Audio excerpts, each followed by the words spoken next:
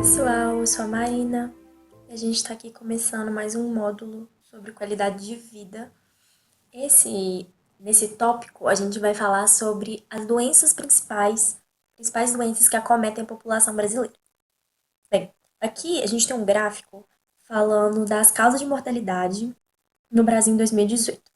Eu fiz esse gráfico com base em dados que eu tirei do Sistema de Informação de Mortalidade. Tem um material complementar que eu deixei para vocês, que tem indicando o site de onde eu tirei isso e vários outros materiais muito legais também, que são dados do DataSUS. Então, vale a pena dar uma olhada lá. Mas então, olha só, a gente olhando esse gráfico, a gente vê que a principal causa de mortalidade foram doenças do aparelho circulatório. Então, doenças cardiovasculares. Em segundo lugar, a gente tem neoplasias, tumores, né? Câncer. Juntinho aqui a gente tem doenças do aparelho respiratório, causas externas de morbidade e mortalidade. Aqui tem envolvido violência e várias outras coisas. E temos aqui algumas doenças infecciosas e parasitárias e vários outros tipos. Então, para essa aula não ficar extensa e por se tratarem de questões tanto epidemiológicas como sociais muito distintas, eu vou tratar primeiro, nessa primeira parte, sobre as doenças crônicas não transmissíveis. Então, aqui entra doenças do aparelho circulatório, respiratório, neoplasias. E na segunda aula desse tema, eu vou tratar sobre doenças infecciosas e parasitárias. Lembrando que o foco dessa aula não vai ser eu apresentar ciclos, não vai ser eu apresentar principais sintomas, vão ser aspectos mais sociais, mais populacionais, de medidas de saúde pública, vai ser mais nesse sentido, tudo bem? Então vamos lá, começar nossa aula sobre doenças crônicas não transmissíveis. Perdão por isso, gente. Tem várias doenças que a gente poderia elencar aqui, mas nessa aula nós vamos falar diretamente ou indiretamente dessas daqui: hipertensão arterial, diabetes, obesidade, câncer e doenças respiratórias. Tudo bem? Então vamos lá. Vamos começar falando que essas doenças, elas estão muito relacionadas, muitas das vezes, à hereditariedade. Então tem um fator genético, mas também a hábitos de vida. Essas doenças, elas têm crescido muito nos últimos anos, principalmente as doenças cardiovasculares associadas a hábitos e costumes das pessoas. Os principais aspectos, né, relacionados a esses hábitos de vida que influenciam nessas doenças são a alimentação. Você vai ter uma alimentação saudável, rica em vegetais, que você vai ter aqui a obtenção de seus macro e micronutrientes, né, vitaminas, minerais, ou uma dieta rica em carboidratos e gorduras, muito calórica. Também diz respeito à prática ou à não prática, né, de exercício físico, aqui o sedentarismo, perdão, que é fator de risco para inúmeras e inúmeras doenças, muitas das quais a gente citou ali, tudo bem? O tabagismo, ou seja, fumar, o consumo excessivo de álcool e também o estresse, tudo bem? Esses hábitos de vida que estão cada vez mais presentes na vida da população brasileira, eles influenciam muito a nossa saúde. A nossa alimentação não precisa nem dizer, e a prática de atividade física, muitas vezes ela é associada só à questão estética, principalmente com o advento das academias de musculação, de ginástica, mas a prática de exercícios físicos, principalmente relacionada às mudanças alimentares que a gente está tendo, ela é essencial para o nosso organismo. Tudo bem? Ah, Cigarro e bebidas alcoólicas, elas têm um efeito nocivo sobre o nosso organismo, todo mundo sabe, não é novidade, mas elas vão muito além daquelas coisas óbvias que a gente consegue pensar. Elas geram um desequilíbrio no nosso organismo que afeta várias funções, como, por exemplo, o álcool afeta além do fígado, o cigarro além do pulmão. E o estresse, de uma forma geral, ele muda níveis hormonais, ele aumenta a produção de determinadas substâncias, ele muda a fisiologia das nossas células, sai da situação de normalidade e entra na situação de estresse. Então, toda a fisiologia de acúmulo de gordura, de gasto de glicose, tudo isso altera o nosso funcionamento, a nossa homeostase, que é aquele equilíbrio do corpo, né? Então, a gente vai começar falando de algumas das principais doenças, entre elas a hipertensão arterial sistêmica. Quando a gente fala em hipertensão arterial, a gente pensa no aumento da pressão arterial, né? Que é aquela força que, que o sangue faz nas artérias quando sai do coração e está relacionado a um maior esforço cardíaco, uma maior força que o coração faz para bombear esse sangue. Essa hipertensão ela pode estar associada a inúmeros fatores. Aqui eu trouxe para vocês uma campanha do Ministério da Saúde sobre contra a hipertensão, né? Para prevenir a hipertensão. E olha as dicas que tá. Tente levar os problemas do dia a dia de maneira mais tranquila, relacionada lá ao estresse que a gente falou. Tenha uma alimentação saudável, diminua o sal do seu cardápio, já vou falar do sal especificamente daqui a pouquinho. Abandone o hábito de beber e fumar. Evite ficar parado, caminhe mais, suba escadas em vez de usar o elevador. Mantenha o peso saudável, siga as instruções do seu médico. Parece muito geral, mas realmente todos esses aspectos influenciam a hipertensão arterial sistêmica. Um dos fatores que pode fazer com que o nosso coração tenha que bater mais forte, com que o sangue ele atinja as paredes das artérias com mais força, é a redução da luz dos vasos. Ou seja, tem menos espaço para passar, ele precisa ir mais forte. Isso pode ser, por exemplo, por obstruções desses vasos. Tudo bem? Um outro ponto muito específico da hipertensão arterial, todo mundo escuta, hipertenso não pode ficar comendo sal. O sódio, ele é muito importante para o nosso organismo. Várias funções dependem de sódio. E a gente já sabe disso há um tempo. Até os hipertensos precisam do sódio. O problema é o excesso. Por quê? O sódio, quando ele acumula no nosso organismo, né, devido a diferenças de potencial osmótico, lembrando lá de osmose, de fusão, ele faz com que se acumule água junto com ele. Então, com o acúmulo de água, aumenta-se, perdão, aumenta-se o volume sanguíneo. Com maior volume sanguíneo, o coração também vai ter que bater mais forte e a pressão arterial também vai aumentar. Tudo bem? Então, aqui são só alguns exemplos dessa questão do sal, que é bem característica da hipertensão.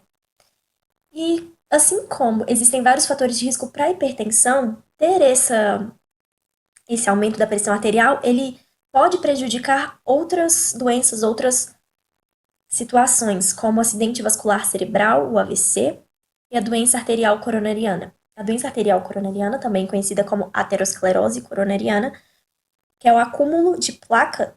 Na verdade, existem várias causas. A mais comum é o acúmulo de placas de gordura, formação de placas de gordura ali nessa artéria, que diminui a luz do vaso. Então, é uma via de mão dupla isso aqui.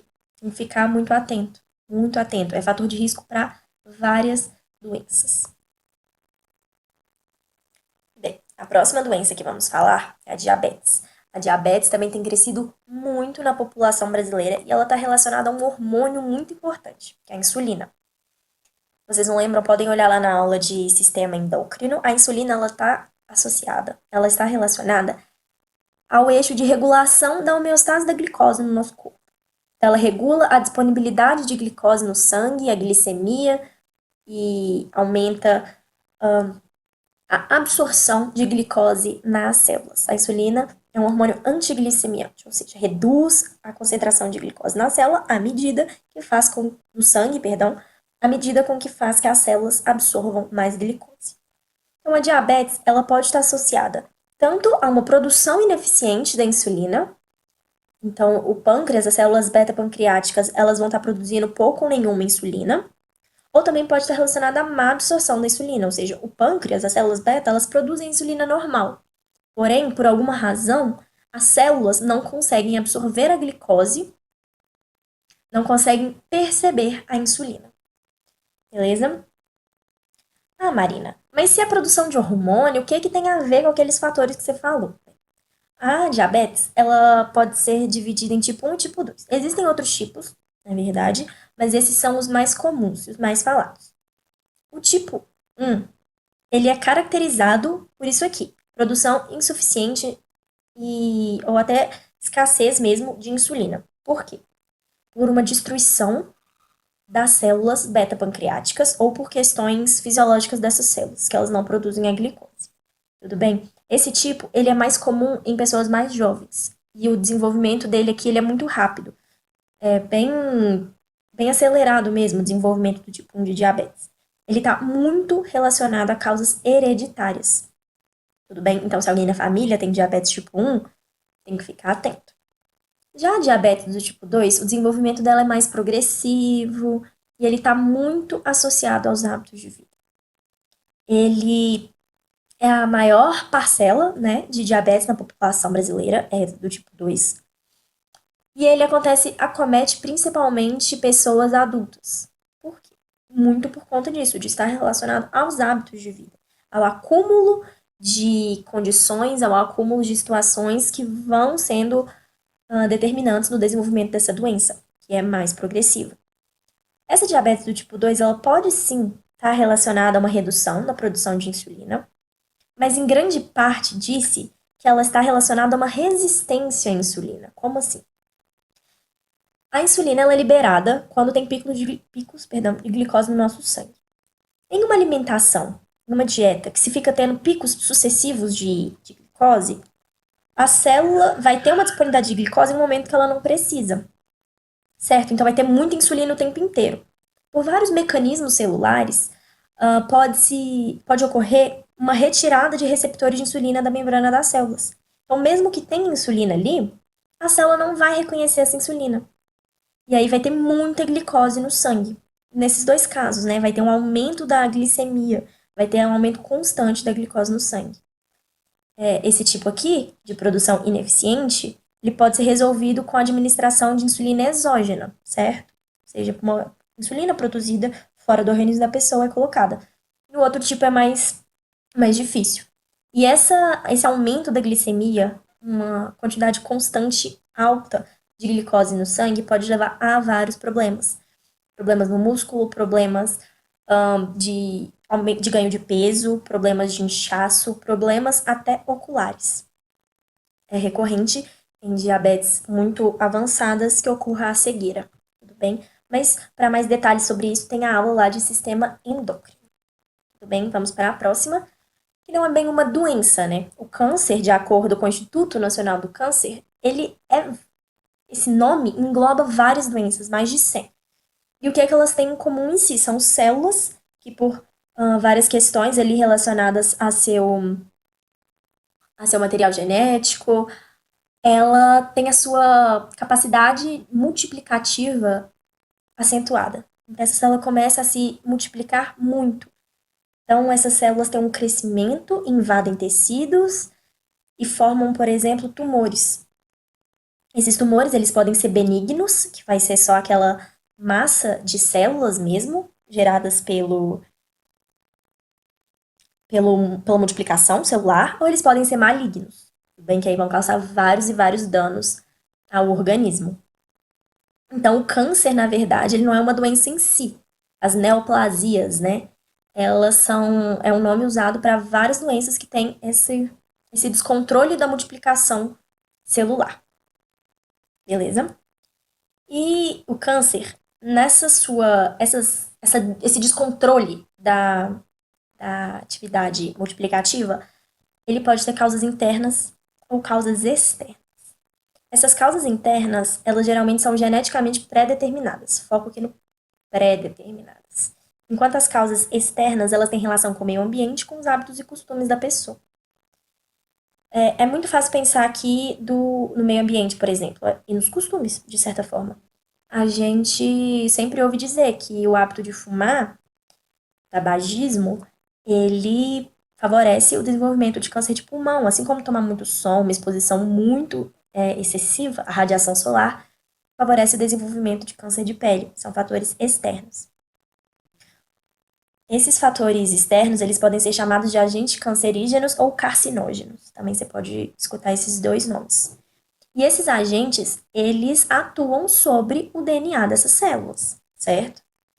Porque para você ter essa diferenciação, essa mudança no comportamento celular, na multiplicação, você precisa que existam comandos para isso. Então, ocorrem danos e modificações aqui no DNA. Por isso que eu falei para vocês terem foco aqui que as causas internas são pré-determinadas. A pessoa normalmente vai nascer com essa determinação genética, algo hereditário. O câncer de mama tem um fator hereditário muito grande. Agora, os fatores externos, eles vão gerar modificações genéticas também. Porém, elas não são pré-determinadas. Beleza? E aí, rapidinho, como que é o tratamento do câncer, né? O tratamento do câncer, ele pode ser por radioterapia, por quimioterapia e também por cirurgia, quando você faz a extração, né, daquele tumor, daquele tecido que tá se multiplicando.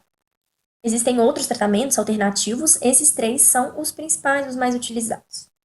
Beleza? Então vamos para a próxima, que na verdade é um conjunto, né? São as doenças respiratórias crônicas. Existem várias que podem entrar aqui, várias mesmo. Eu trouxe 3 exemplos para a gente falar, que são os 3 principais. Primeiro é a asma. A gente já sempre ouve falar bastante de asma, né? A asma, ela está relacionada a uma inflamação dos brônquios. E aí, olha aqui nessa imagem. Uma via respiratória normal, ela tem essa luz aqui. Com a asma, ela reduz a luz e ainda tem muco. Por quê? Porque é um processo inflamatório. O processo inflamatório tem essa característica de inchaço, de produção de muco. Então, leva a uma dificuldade de respirar, um aperto no peito, uma respiração curta e rápida. E aí tem a utilização das bombinhas, beleza? Que vão o quê? Combater essa inflamação. O próximo exemplo que eu trouxe é o da rinite alérgica. A rinite em si é a inflamação das vias nasais, beleza?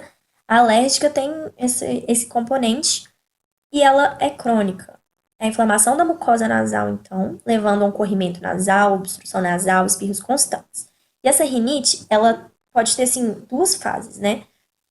Uma fase anterior e uma fase mais tardia. A primeira fase, a fase primária, ela acontece logo que a pessoa tem contato com o, a substância, com aquilo que desencadeia a reação inflamatória nela.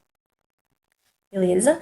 E depois, aí esses são os principais sintomas dessa inflamação. Posteriormente, essa pessoa pode continuar tendo essa reação e ela pode ter dor de cabeça, pode ter febre, pode ter algo assim. Mas os principais sintomas são esses daqui.